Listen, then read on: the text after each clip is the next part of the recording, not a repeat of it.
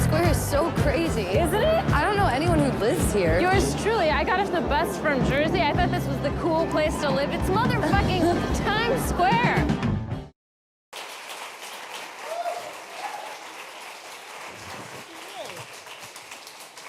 Thanks so much for being here. Thank you for having me. Of course, I love the movie, and I love it because I think I've lived in New York for 10 years, and it is a New York movie in the same sense that Frances Ha was. This is a bit different, though. It's kind of a character who almost defines New York herself, or attempts to. Right. Well, she's sort of a character she's super performative, and she's kind of always putting on a show. So in a way, she lives in a movie that's in her head, and then we decided to give her a whole movie. So because that's what she would want. So where did this character come from? She was actually a minor character in something else. We were, Noah and I, who's my co-writer and the director of the film, Noah Baumbach, we were working on, and then she was so funny and had so much life and stuff to say, and sometimes when you're writing, it's like the character just is bigger than the part you're trying to give them, and that's what it felt like. So we decided to design this movie around her and the character of Tracy, who's her 18-year-old soon-to-be stepsister. What's the process like for you in developing a character like this on the page? Are you kind of performing a little bit and improvising and coming up with stuff, and that's what sort of gets you obsessed, is knowing how you're going to perform? No, actually for me, the writing and the acting are totally separate activities, and we don't do any improvisation on set or anything, so we really spend a lot of time on the script to make it as good as we possibly can. But I feel like I end up, when I'm writing, it's like I'm acting all the character, or I'm sort of channeling all the characters, because you're not just writing the one you're going to play, you're writing all of them. And then I sort of always have this future amnesia about the fact that I'll actually have to play the part. So then I get there and I'm like, who wrote this garbage? Do you ever have moments where you get there and you're like, why did I write that for myself? I don't know how to do that. All the time.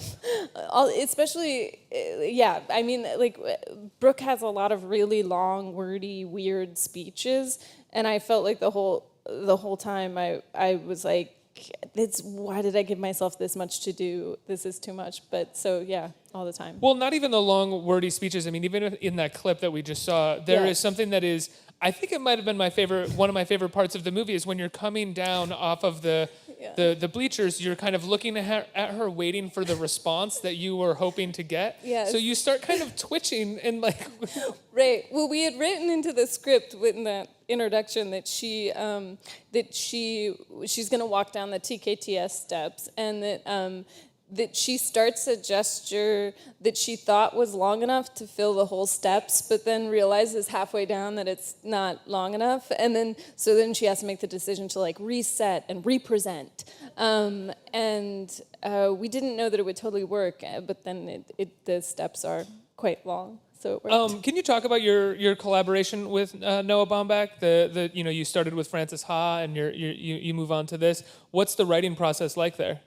I mean, writing together is really fun. We wanted to write this one because we loved writing and making Frances so much. So we were like, what's the next story we want to tell? And I mean, it's a common. We talk a lot about what we would want it to be, and then we actually generate material separately. We tend to kind of write in our corners and then trade pages. But by the time the script is all done, it's like each of us, we've touched every line. So, I mean, there's a couple jokes I know are just Noah's or just mine, but mostly everything becomes unified. Do you ever get protective of those jokes that are just yours on set? Like, it should be said this way. No, well, we do have a sense of how everything should be said. So, but that's like we both know how it should be said, and then, but we don't. We try not to give like line readings or anything. We try to stay away from that. But yeah, we'll know what we like the timing. It's more about timing than anything else. Like this needs to be faster. This needs to be slower. That's kind of and not a departure, but it's different from sort of the roots that people know you from, right? It's sort of improvisational films of Joe Swanberg, of Duplass Brothers, where sort of got your start. When did you decide, or when did it feel natural to start sort of being very specific about the writing? Well, I love those guys, and I love those films, and I think they do such interesting, cool work. For me, my background was always in theater, and I wanted to be a playwright, but I got rejected from every graduate school I applied to. Happens, it's all right. Yeah. So take that, Yale drama. No, they don't care. They're so mad right now. They're really. They don't. They're like, we didn't want you. There's a reason you're in the movies. But yeah. But I felt like coming from a theater background, I felt like I had always. What I had always responded to about actors, on stage was that they had this language that was unchangeable because the playwright is, God in the theater. You don't change their words, and that they would find all these worlds of freedom within the confines of the language they were given. And it wasn't so much that I changed what I was doing. It was more that I sort of went back to that idea, and it's the way, I think it's just the way I naturally want to work, and I see things and I respond to that kind of stuff. Does it feel like, not to downplay one over the other, but does it feel, the way that you talk about it, it feels like actual acting to a degree, like you have to look at the words and be like, I'm going to create this tone and intonate here at this point. Well, I mean, there's many films that are like almost completely improvised that are incredible pieces of acting. So I think it can go both ways. I just think that for me, I think it's just so much of like what appears to be artistic choice is just kind of an instinct you have about what you know, what you respond to, and it's just the way I see it.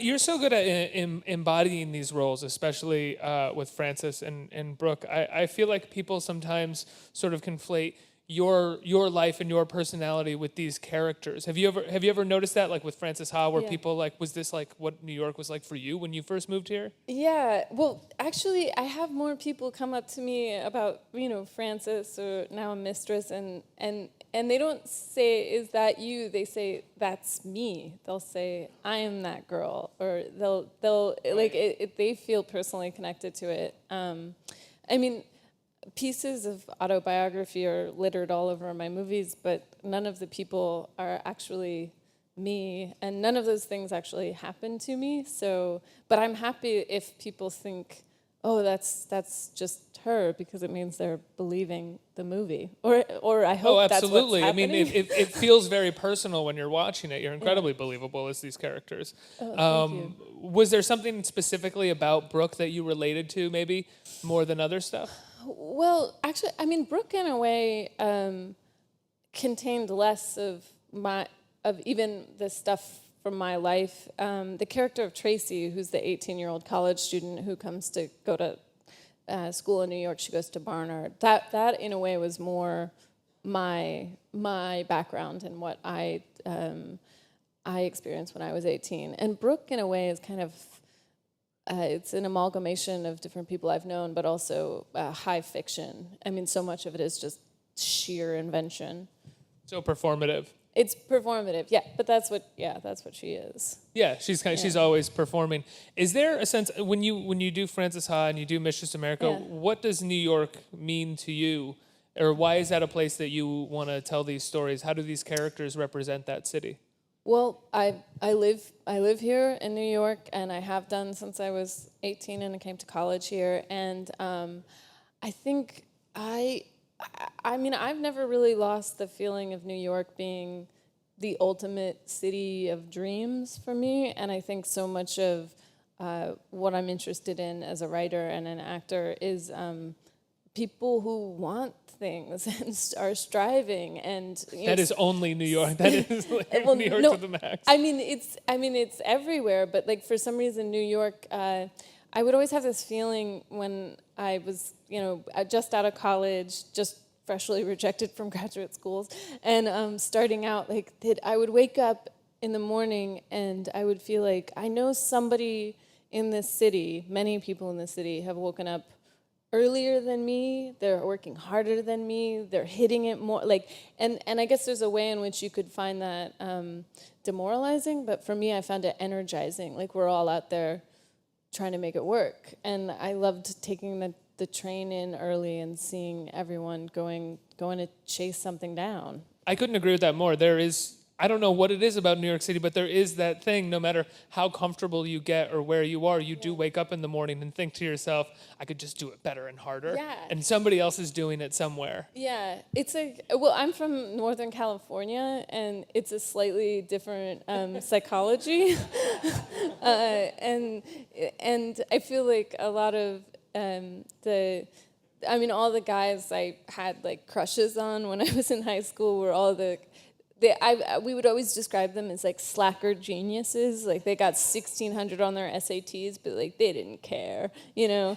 And then and it's totally different here, you know. Like I felt like when I got to college here, I was like, oh, these kids all got 1,600 on their SAT, and then they're also working like so hard. And they're never gonna not let you know they got 1,600 on their SATs. They will tell you all every day.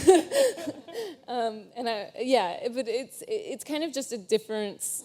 Yeah, it's a drive. It's a real drive and a real reaching, and I guess I relate to that. I'm driven, and also I relate to that gap between sometimes like where you want to be and where you are, and also who you think you are and who you actually are. And I think for me, like learning to live the life you actually have is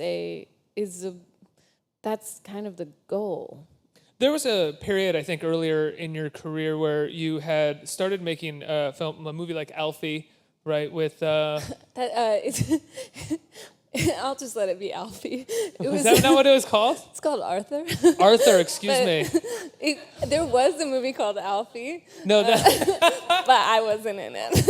I'm gonna walk. No. I'm walking off. It's okay. I'm walking off. No, it doesn't. No, but there was this period of time where I think people wrote about you as you were finally like growing up, or you were starting to become mainstream, and then it seemed like you had started that, and then we're like, no, I'm going to stick to doing these other movies that I like a lot more and are more personal, and they're mainstream, but definitely are for a slightly more niche audience than Arthur. Was that a conscious decision on your part after making that film? No, I mean I'd done a couple of studio movies in a brief span, and in a way I've never really thought about career architecture. It's always been like, you know, I never know what my life is going to be in 6 months, but I think it was less that I decided like that's not me and I'm stepping away from it, and more that I decided that what I was interested in was these projects that I was an author of, and I felt like I could tell stories that mattered to me and hopefully would matter to other people. So in a way, it's not that I don't want to do those or I don't do them anymore. It's just that I think it's really helpful to always know what you would drop everything for.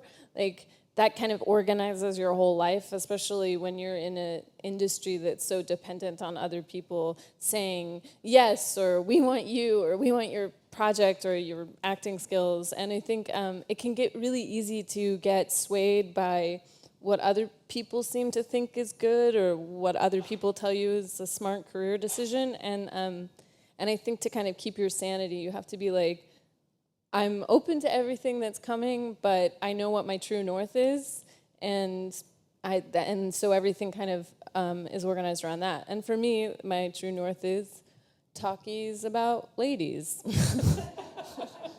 Well, you also have, and I think in many ways, I don't want to define your true north, but your true north is also being an author and working with other authors, working with very distinct authors rather than the studio as an author, right?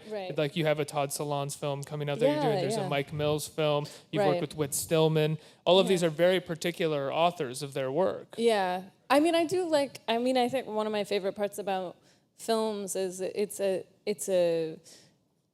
art form that has like a wide reach, and it's communal, but it's also it can be highly personal. It's made by a person, and I think the greater the sense I get of that in a film, the more I feel like I want to work with that person, or I'm excited by that, or that's the kind of thing I want to do. Can you talk about casting this film? Were you a part of the casting process at all and casting Lola? Oh yeah, I'm super involved with the casting process. Are you really? Oh yeah. Oh, you're saying Yeah, it like yeah. it's a joke. No. Am I? This is why I never got cast on Law and Order, because they said it never sounded like I was sincerely selling any of my lines. Oh my God! Please do like a Law and Order confession right now in this tone. They were. I love Law and Order, and I'm like one of the only New York actors who's never been on it. Did you ever have to audition? I auditioned so many times. Did you really? Yeah, and they were like, "It sounds like you're making fun of the material," and I was like, "Nobody takes this more seriously than me. I am 100%." In this, I can't believe it doesn't sound right, because I have seen every single episode, and my favorite detectives were when Chris Noth, really early Chris Noth, was with Jerry Orbach, the best pairing of all time. Anyway, never got it. Wait, what? Now I'm obsessed with this. What do you remember any of the parts that you auditioned for? Like what the characters were? I auditioned for I had auditioned for like down on her luck hooker. And then like the girl at the beginning who like finds the body, who's like no, no, come on, you got to do it. Like throw the thing, and he's like, wait, no, seriously, wait, there's a woman in there, or like that whole setup, But it's always like a casual thing that's happening to the side, They're in their own drama, and then they find a body. But I never got any of those. But I'm very involved in the casting. And Lola Kirk, who is in this movie and who's so great, and she plays Tracy, has been on Law and Order. She has? Yes, I'm very jealous. Yeah. Did you ask her about her experience? She loved it. She just loved it. Yeah. So I asked her a lot of questions about Benson and Stabler. It really can't be that much of an experience doing Law and Order, though. I mean, unless you're like in the studio, in their office, you're for the most part just on the street, and you have like 2 lines. That's true. I would like to be in. You went over there. Yeah, like right, that's it. right. Yeah, no. Unless you're like the suspect, or like the victim's girlfriend or something. Or the killer who no one thought to be the killer, but at Yeah. the end you come out and you have that confession. Yeah, right. Or you like break down, and like. And Elliot's like, I just hate sex offenders. And you're like, I know. Have you ever found yourself slightly repulsed by Law and Order? Now that we're on the topic. No, I've never been repulsed by Law and Order, but I remember when I was shooting a movie in LA, and some of my friends came over, and they brought another friend, and anyway, we were sort of having like a sleepover, and their friend I was like sleeping on one end of the couch, and they were sleeping on the other end of the couch, and I was like, I watch like an SVU every night to like relax before I go to sleep. And this guy was like, this is horrifying. Why would you ever watch this to relax? And I was like, oh, that's true. This is kind of disturbing, but... No, I get that. What I've always been sort of disturbed by was how easy it goes down. Because I'd have a moment where I'd be like, well, wait a second, this is about this horrible sexual violence, but it's very easy to watch. It's so easy to watch, but I don't know. It's the structure is comforting. Like, like if they think they have the person in the first 10 minutes, that's not the person. Like, you're going to wait. Unless it's one of those shows that, like, becomes an issue show, and then it's all courtroom, which, I'm less interested in. Can you honestly say you've seen every Law and Order? I've seen a lot. I haven't seen all of them. I did watch. I'm one of the few people. Well, this is all about Law and Order now. No, I know. I'm gonna move on momentarily. I'm one of the few people who really did invest in Law and Order LA, which was it's only the really serious fans. But with every spinoff they do. God, But with every spinoff they like make the song crazier. Like at the beginning, it's like the same basic structure, but they add so many more instruments and so much more synth. And by the time they got to Law and Order LA, I swear to God, there's like French horns in it, and it's like, and then it's like, bam, bam, bam, with like a trumpet section. It's nuts. I want them to add lyrics and a singer eventually. I know. I feel like that song, it's like, that's what I'll get married to. It's like the Law and Order Walk theme down song. the aisle to bum bum bum bum bum. Yeah, totally. Totally. That's gonna be it. So Lola Kirk. So going back to Lola. What was the process like casting her? Did you guys? I mean, because she I think you have the sort of the meteor role of the film, but she's the anchor kind of. She's the sort of the gateway into your character. Yeah, we wanted to. Well, we kind of wanted to give it like almost like a literary structure of like she's the narrator, and then we meet this other character through the narrator, and it felt like if we were with Brooke the whole time, she's just too crazy of a character to like sink your teeth into without having eyes on her, if that makes sense.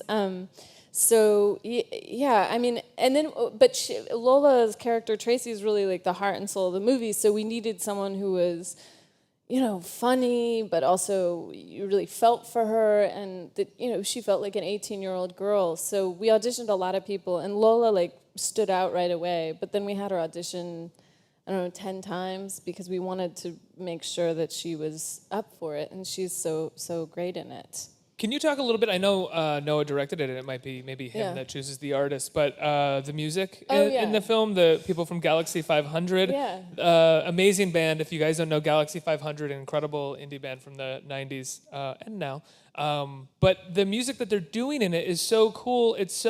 I saw it as like a throwback at times to sort of like 80s like college movies and high school movies. Like I was hearing Real Genius or something at moments, Yeah. No, that was sort of like what we were going for. We wanted it to feel kind of like an 80s movie but without being too much of like doing something too cute or too like like too much of a thing. And they created this sound that was really evocative of those 80s movies, but without hitting it on the head too much. And like Risky Business or something. Yeah, oh my God, that soundtrack is amazing. Tangerine Dream. Oh, yeah. Tangerine Dream, the best. Which, I think he used them in Squid and the Whale yes, at times. Yeah. Yes, I love the Tangerine Dream. Like, but whenever it comes on iPod Shuffle, I'm like, why am I suddenly so anxious? And you're like, because you're a kid in Chicago trying to start a prostitute ring,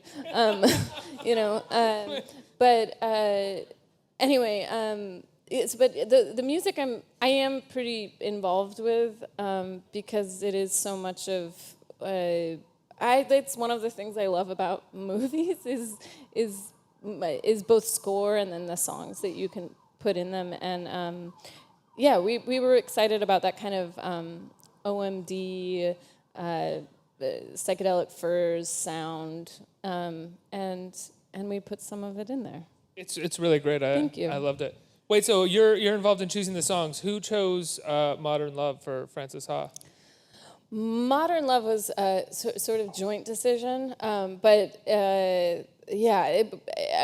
it's a great song to run to. Oh my God, yes. So, yeah. And the running scene in Frances Ha, listening to Modern Love, it's almost iconic at this point, I think. Not just when people think of that movie, but the image of you, for people who've seen the movie, running to Modern Love is how I think they associate you all the time. That's great. I'm so pleased. I guess you're welcome.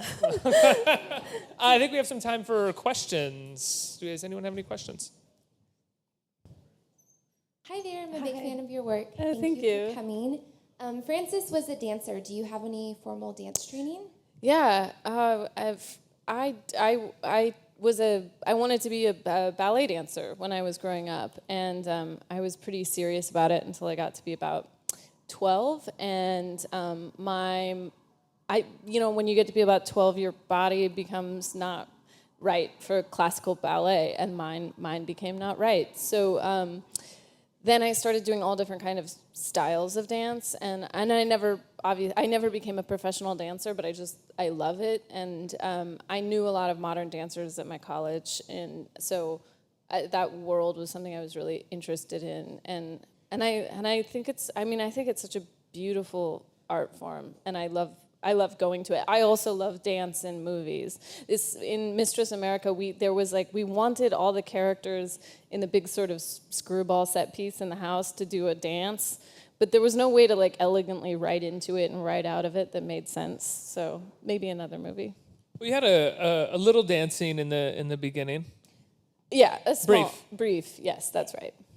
More questions? Hey, hi.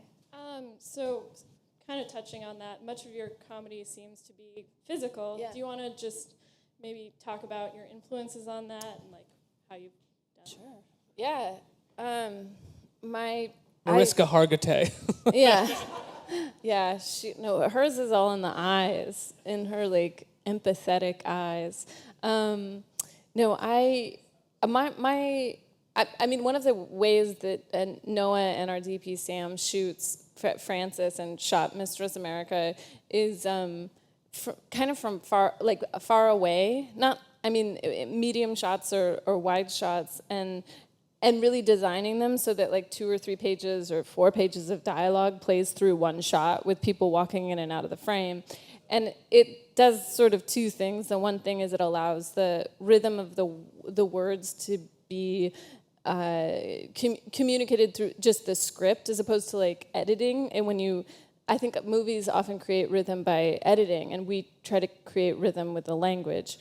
And then it also gives you space to kind of act full body, which is that's my preference. I don't know whether it's because I started doing theater or it's just how I am, but all my favorite actors, like my tip-top person is Carol Lombard. She's just amazing, and she never seemed like she was acting with just her head. It was always to her fingertips, and I've always, wanted to be that kind of actor, so I think you inevitably emulate those people.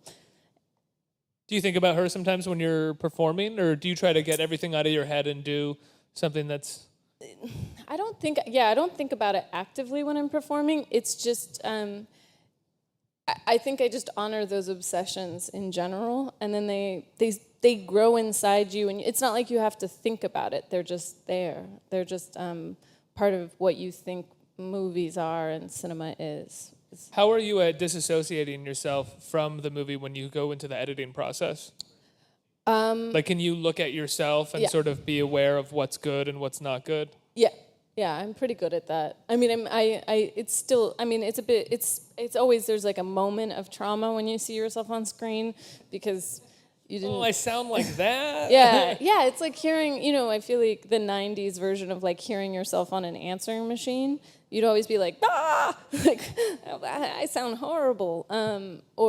There's, I don't know if you've ever seen, it's really creepy, a true mirror. It's not a mirror that's a reflection. It's like actually you can see your face. It doesn't reverse the image. It's so creepy. Don't do it. Because you'll realize you look like a monster. Because there's like all these asymmetries in everyone's face that your brain kind of corrects for. And then when you see a true mirror, you suddenly see like one eye is much smaller than the other one. So anyway, when I see myself on screen, there's a moment of that. But then I'm pretty able to see the performances, not just mine, but everyone else's, and kind of like, what's the story we're telling? And it's less about like, I'm good in this or I'm not good in this, and more about like, is this telling the story? Absolutely. Have any more questions? Do you have a dream role or actor or actress you would love to work with? Sorry, I don't know why I keep thinking you're going to repeat the question. I was just going to say Chris Mahoney.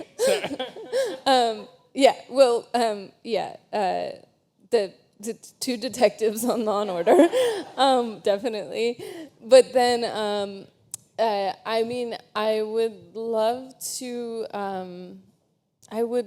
work with Denis Lavant, who's this French actor who I think is he's amazing. Like my favorite person on screen, and I would love to work with Bill Murray, because wouldn't that be funny? I don't know. I mean, I just feel like... Is there a Denis Lavant... the only Denis Lavant film that I can think of that would have played for most American audiences would have been... Well, the most recent one, Holy Motors. Holy Motors, yeah. I was thinking Mr. Lonely, the Harmony Korine film. That's Holy great Motors. Too. Yeah, Holy Motors He's unbelievable. He's my favorite. And he's another actor... To the physical acting question, he's super physical. He's almost like he's like a dancer or an acrobat, and his body is his tool in a way, and I think he's just like, he's incredible. Absolutely. What's the name of the filmmaker who made Holy Motors? I can't remember it right now. Do you? Leos Carax. Leos Carax. Again, another thing, if you haven't seen a Leos Carax film, Yes. go out there, do it. Oh, go get will it. Change your life. Do we have any more questions? We have time for 2 more questions. Oh, hey, along the same lines of the physical acting, I had one about, since you came from the theater, Yeah. did you ever find it hard to, like, pull it in for the camera and not be, like, selling to the back row? Yeah. It's hard. I think it's hard for me. It's less like selling it to the back row and more like I have an instinct to play for the crew. Because, you know, whenever you're shooting a movie, there's like a ring of crew. And I had to train myself. I still have to remind myself of it, to not throw my voice so they can hear me. That, like, in a way, you're getting your performance into the camera. It doesn't matter, because like you'll see amazing film actors acting on set, and it's like they're not doing anything. They don't just, they don't even like look up, and you're like, well, he's terrible. And then you see the movie and you're like, no, you look crazy and he's amazing. So I always have to like almost scale it back, but I'm such a in-person person that it's hard for me to remember that it's about getting it into the machine, which is one of the weirder things about film acting. Did it take you time to sort of understand that when you're doing something funny, no one is laughing on the set? Yeah. or it's like a mistake if they are? Right, yeah. And often things that are quite funny on the set aren't funny in the cut. Like there's a disconnect often between that, which is why, I mean, I think in some ways the writing is such a big thing for us, because it's almost like we have to have words that we trust, because we're not, it feels like, I don't know that we're going to come up with stuff that's actually funny later, or if that feels like more of a gamble. Absolutely. I think one more question. Hi, Greta. Hi. I just wanted to know, being such an accomplished actress and writer, in what ways would you like to see women portrayed in media? Oh, well, I would like more of it. I'd like more women to be, writers and directors, and tell stories about their lives and what they're doing, because I'm really interested.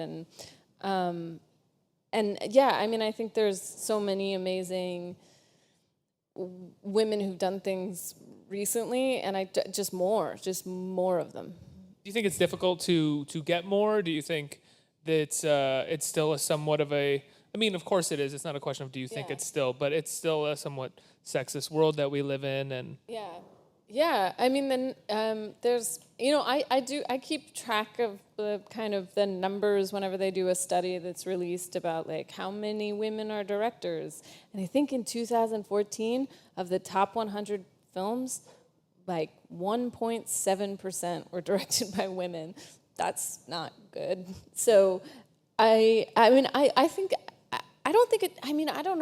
know why, but I do know that there's women who are, working towards being writer directors every day all over, and I would like them to get bigger platforms to have their voices and their stories heard. But I think they're out there. I don't think the issue is that they're not out there. I know they're out there, and I don't know how to tip the scales, but hopefully it's happening. well, I think films like Frances Ha and Mistress America do tip the scales a little bit. It shows that there's an audience for stories about women. Yeah.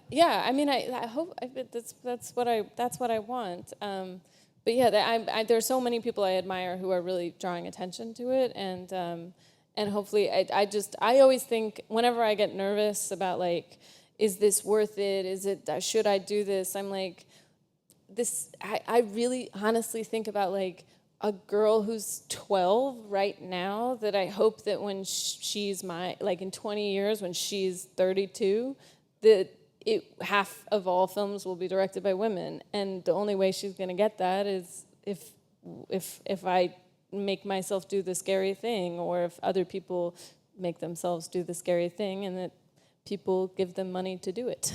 Absolutely. Greta, thank you so much for being here. Guys, Thank you. Mistress America comes out on Friday, right? Comes out on Friday. Say it again. Mistress America comes out in New York and LA on Friday, and then there's a rollout to all the other places. And how can we watch all of Law and Order? I think it's all on Netflix right now. Guys, thank you so much for watching, and thanks for watching online. Greta, thank you. Thank you.